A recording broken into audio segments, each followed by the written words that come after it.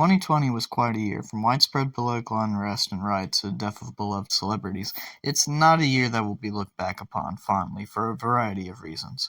First and foremost, of course, being the widespread and disastrous COVID-19 outbreak, a world-altering event that saw us all essentially lose an entire year of our lives. It's been about a year or two since all the pandemic hoopla had died down, but I think it's safe to say we are all stuck with the strong memories of being stuck at home with nothing to do other than try to drown our worries about life in an endless miasma of media consumption. The pandemic, in a way, could be accredited with generating an entire new subculture of film fans. It's almost darkly ironic that in spite of this rebirth of interest in movie making and film studios, Hollywood has never been worse off since the pandemic. That's not to say they're not recovering, but you and me both will recall how often a straight-to-streaming schlockbuster would release to little fanfare only to wind up being revealed to cost a country's amount of wealth to make. Hollywood was in a tough spot that year, and it seemed like nothing would save it.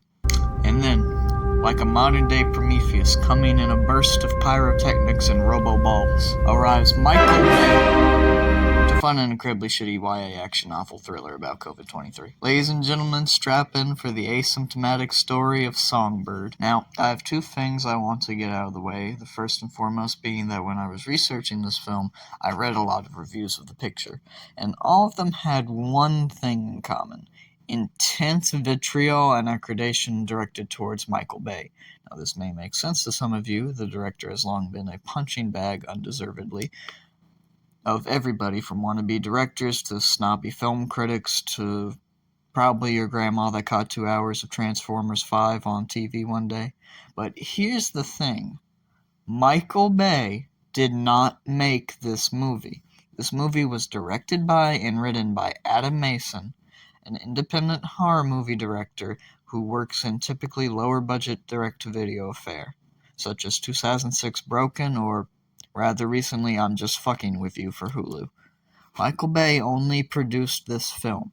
Regardless of what I have to say about the quality of this feature film later on, it is incredibly irresponsible and downright intellectually dishonest to accredit any flaws or praises to Micheal Bay when they all belong to Adam Mason.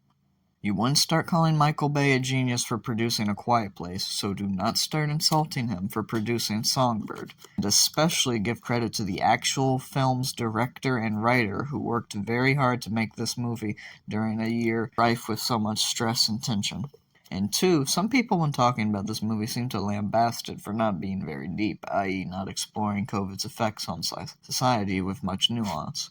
But let me tell you, as I write this portion of the script, I have yet to see the movie. However, going into this, I know that Adam isn't the type of director to make groundbreaking criticisms of society at large, or meaningful evaluations of the human condition. He is an exploitation movie director. He makes fun, sleazy horror movies that revel in violence, and typically shock the viewer. Sometimes it's successful, other times not.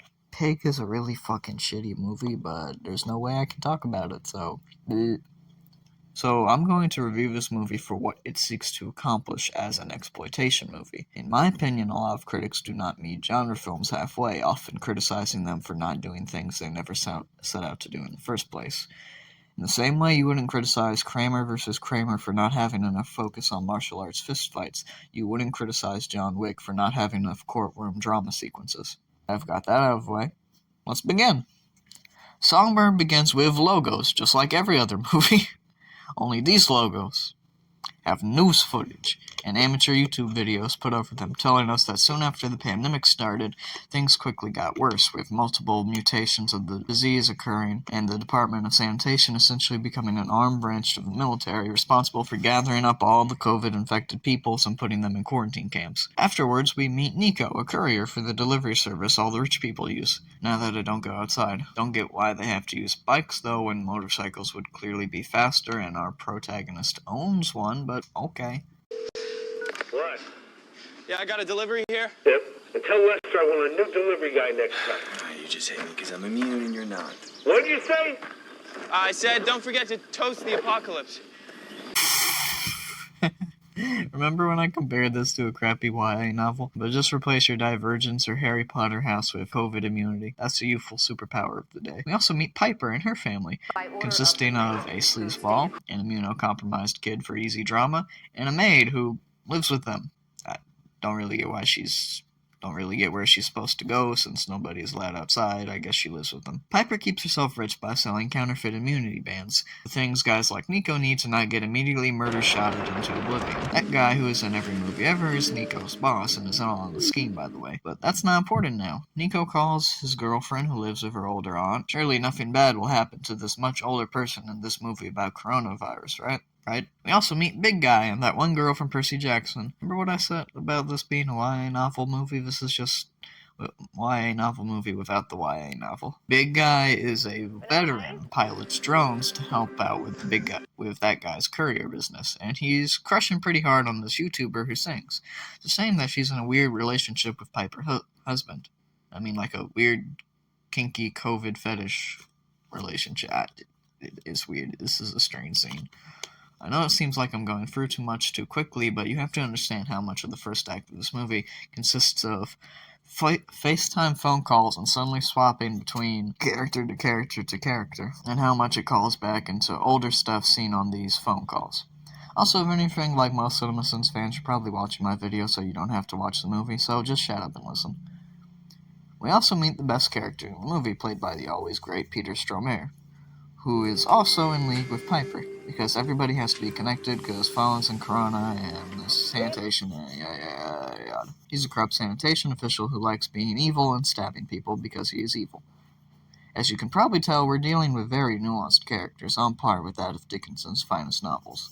Sexy phone call time is interrupted by the sanitation department arriving to take away one of girlfriend's neighbors. This scares the living hell out of girlfriend because it's this movie's equivalent of the Black Gestapo arriving at your door. Yeah, that's a much more original movie reference. Stormare arrives, taunts girlfriend. I'm back at the same address. That's yeah, you know, this disobedience is like Plague virus, right? tornado. Boo! Hey, the script was written in 3 days, by the way. He leaves, Sleazy Dude goes out to have kinky pandemic sex with YouTuber, pissing off Demi Moore.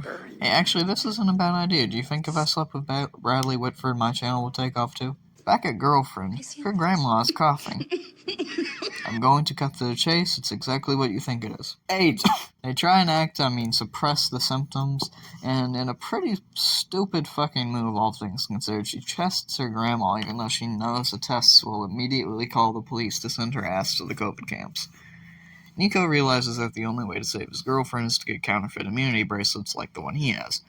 He guilts his boss into telling him where to go, he gets Piper to write him a note, inadvertently messing up her marriage even more.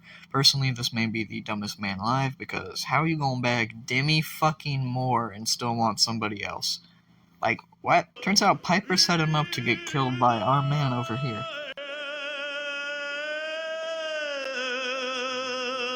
He gets away and seemingly tanks being stabbed like it's a punch. I guess all that bicycle riding pays off. This small action sequence is the worst scene in the movie because of 3 reasons.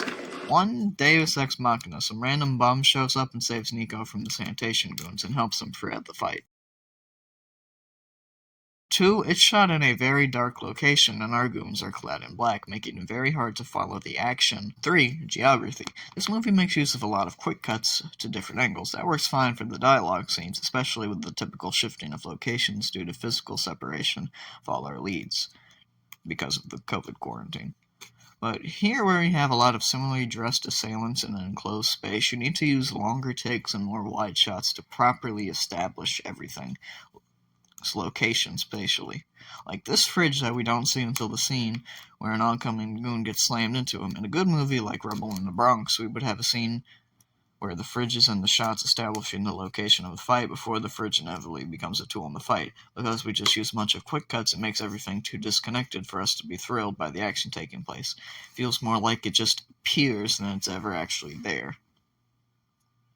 Also, this is a nitpick, but earlier, the scene after Nico escapes the stairwell and hides behind a boiler, you see the sanitation crew fire off shots But who are they firing at? They lost Nico at this point in the film and don't know where he's hiding, and none of the shots seem to go near where he is, so why waste the ammo? Anyway, they all died to Hobo Guy. Peter's just as shocked as I am. Oh, jeez. How hard can it be, guys? The guy and E-Girl are getting along fine. He offers to help her deal with the problem of the creepy suit dude. She decides to handle it on her own. This subplot mostly goes nowhere, so I'll kill it first. Admittedly, this is a very disjointed way to review, but this is a ridiculously disjointed movie that feels more like a TV show that got truncated into a movie. He thought his proof that C0VID is selling counterfeit immunity bands. Demi hears her husband's a sleazeball and figures she finally has reason to divorce him, tries to kill him, it doesn't work. Big guy worries about his favorite E-Girl, who C0VID is out to kill for not paying attention to him. She tries to escape by car, which I feel is super dumb because the movie established in the opening shots all the roads are mostly closed with stops every few feet, and feels she would get instantly arrested or caught by C0VID. He shows up, tries to kill her. Big guy summons his inner Obama and drone strikes to stop girls' mentions. And back to Nico, thank God. He's mad he got put in like a bottom 20 action scene, so he just breaks into Piper's home. And the guy warned Piper because easy tension that way. This is the best part of the movie because it happens at the same time sanitation arrives at girlfriend's house. We have two takes on home invasion in this one scene. One is the intruder and one is the victim. And they're both super good and suspenseful. You can really feel Adam Mason's horror movie chops come into play here. You legitimately feel for Demi Moore because there's a genuine fear that Nico's being here could kill her immunocompromised kid, and girlfriend managed to pull an Agent 47 and hide in the getup of a sanitation agent, and has to carry her grandma's corpse to the disposal van. It's two really, really good scenes that kind of show more of the humanity of this world that I wish was expanded on more. Girlfriend gets found out and it's immediately revealed she's an immune too. Honestly, it's a pretty decent enough twist. It kind of plays with the audience forgetting about and not caring about the flow of time within the film.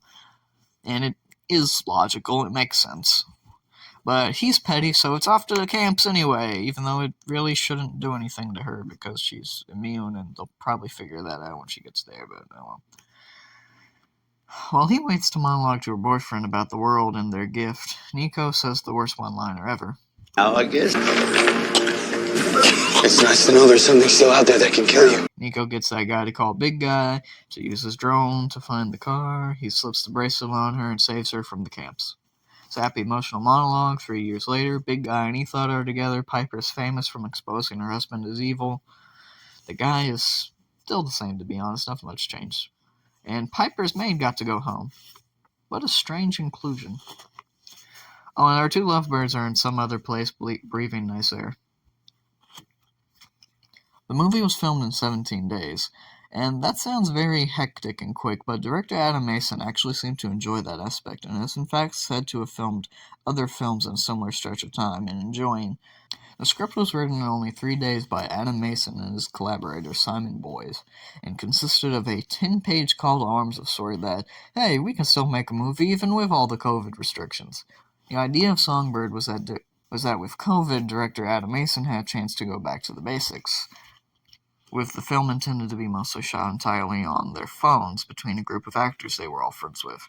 Adam would take care of the editing himself since he had some experience beforehand, and that was it. Only once the script was sent to Paramount, they apparently loved it and quickly gave them a bigger budget, and eventually Micheal Bay got on to produce the film. Adam spoke very highly of Michael, calling it a nice mentor-apprentice relationship and expressing delight for getting a chance to work with him. Of course, with the sudden interest of multiple producers and other actors, the whole shot on iPhones thing went out the window. The movie was a complete flop.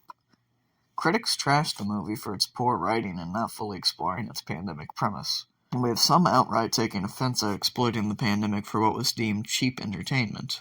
Critics weren't the only ones negative. The trailer got a lot of backlash on Twitter for mostly similar reasons.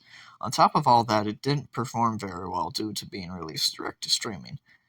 I am conflicted. The movie isn't great. In fact, it's pretty bad. But there's some gold here. Big Guy's relationship with the streamer was honestly pretty good, and his drone sequence is one of the more memorable segments of the film.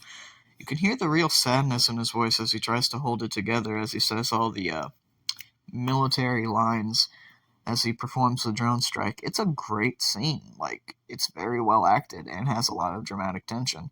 Adam also did a good job directing a lot of the movie. He keeps the conversations flowing very well and has a lot of good takes and lighting that add some good atmosphere to the film.